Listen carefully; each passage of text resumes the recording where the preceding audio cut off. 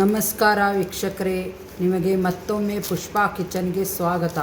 ಇವತ್ತು ನಾ ಮಾಡ್ತಾ ಇರೋದು ರಾಗಿ ಕಾಳಿನ ದೋಸೆ. ಕೆಲವೊಬ್ಬರು ರಾಗಿ ಹಿಟ್ಟು ಹಾಕ್ತಾರೆ, ಆದರೆ ನಾ ರಾಗಿ ಕಾಳು ನೆನೆ ಹಾಕ್ತಾಯಿದ್ದೀನಿ. ಈ ಒಂದು ಲೋಟದಿಂದ 3 ಲೋಟ ರಾಗಿ ಕಾಳು.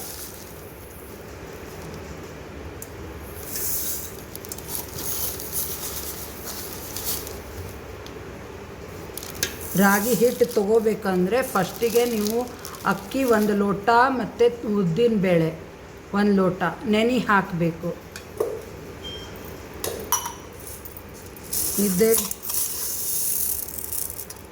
ಇದಕ್ಕೆ 1 ಮುಷ್ಟಿಯಷ್ಟು ತೊಗರಿಬೇಳೆ,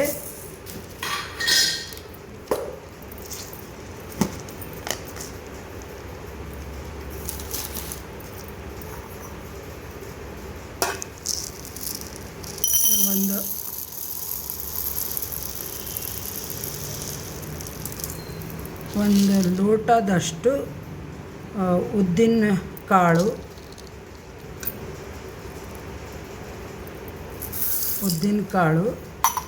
ಸ್ವಲ್ಪ ಉದ್ದಿನ ಕಾಳು ನೀವು ಮುಂದೆ ಹಾಕ್ಕೊಂಡ್ರು ಒಂದು ಸ್ಪೂನಷ್ಟು ಮುಂದೆ ಹಾಕ್ಕೋಬೇಕು.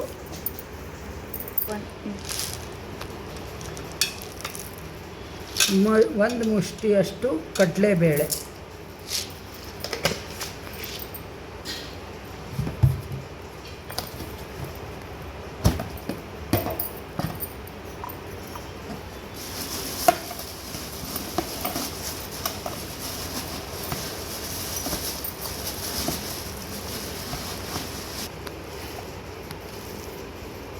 ಒಂದು ಲೋಟ ಅವಲಕ್ಕಿ, 1 ಲೋಟ ಅವಲಕ್ಕಿ,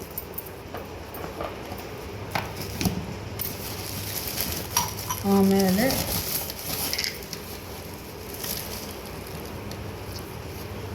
1 ಲೋಟ ದಪ್ಪಕ್ಕಿ. ದಪ್ಪಕ್ಕಿ ಮತ್ತು ಅವಲಕ್ಕಿ 1 ಸ್ಪೂನು, ಆಮೇಲೆ ಉದ್ದಿನಬೇಳೆ 1 ಸ್ಪೂನ್ ಮುಂದೆ ಹಾಕೀನಿ.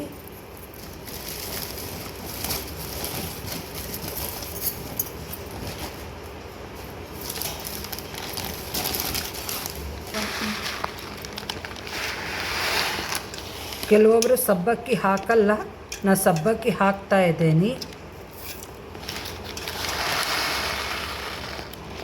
1-2 ಹಿಡಿಯಷ್ಟು ಸಬ್ಬಕ್ಕಿ ಸಾಕು.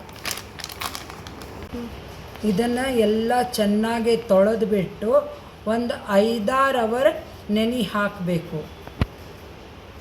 ನೋಡಿ, ಇದು 5-6 ಅವರ್ ನೆಂದಿದೆ. ಆಮೇಲೆ ನಾನು ಈ ಥರ ಒಂದು ಸಲ ನೈಸಾಗಿ ಮಿಕ್ಸಿದಾಗ ರುಬ್ಕೋಬೇಕು. ಈ ಥರ ನೈಸ್ ಆಗಬೇಕು ನೋಡಿ.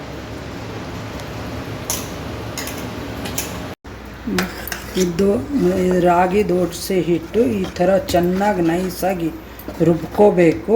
ಆಮೇಲೆ ಇದನ್ನು ಒಂದು 7-8 ಅವರ್ ಫರ್ಮೆಂಟ್ ಆಗಲಿಕ್ಕೆ ಬಿಡಬೇಕು.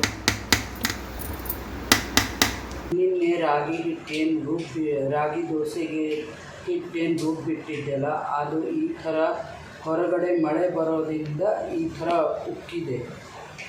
ಸ್ವಲ್ಪ ನಿಮಗೆ ಇನ್ನೂ ಉಕ್ಕಬೇಕು ಅಂದರೆ ಒಂಚೂರು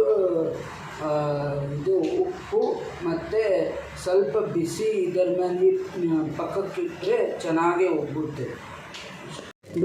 ದೋಸೆ ಈ ಥರ ಕಲರ್ ಬರುತ್ತೆ. ಇದೆ ಕಡಲೆಬೇಳೆ, ತೊಗರಿಬೇಳೆ, ಆಮೇಲೆ ಸಬ್ಬಕ್ಕಿ ಎಲ್ಲ ಹಾಕಿದ್ದೀನಿ. ಅದರ ಚೆನ್ನಾಗಿ ಪರಿಮಳನೂ ಬರುತ್ತೆ. ಇದನ್ನು ಉಲ್ಟಾ ತಿರುಗಿಸಿದ್ದೇನೆ ನೋಡಿ. ಈಗ ದೋಸೆ ಮಗುಚು ಹಾಕಿದ ಮೇಲೆ ಈ ಕಲರ್ ಬಂದಿರುತ್ತೆ. ಗೋಲ್ಡನ್ ಕಲರ್ ಇದ್ದಾಗೆ ತೆಗೆದುಬಿಡಿ, ಇಲ್ಲಾಂದರೆ ಸ್ವಲ್ಪ ಕಪ್ ಕಟ್ಬಿಟ್ರೆ ತಿನ್ನೋಕ್ಕೆ ಇಷ್ಟಪಡಲ್ಲ ಮಕ್ಕಳು. ಆದಷ್ಟು ದಯವಿಟ್ಟು ಸಬ್ಸ್ಕ್ರೈಬ್ ಮಾಡಿ, ಎಲ್ಲರಿಗೂ ತಿಳಿಸಿ. ನೋಡಿ ವೀಕ್ಷಕರೇ, ಇದಕ್ಕೆ ದೋಸೆಗೆ ಕಾಂಬಿನೇಷನು ಆಲೂಗಡ್ಡೆ ಪಲ್ಯ, ಕಾಯಿ ಚಟ್ನಿ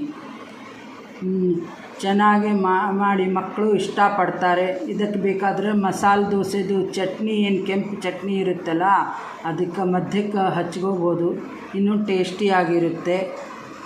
ಸಬ್ಸ್ಕ್ರೈಬ್ ಮಾಡಿ, ಬೆಲ್ ಐಕಾನ್ ಕ್ಲಿಕ್ ಮಾಡಿ. Thank you.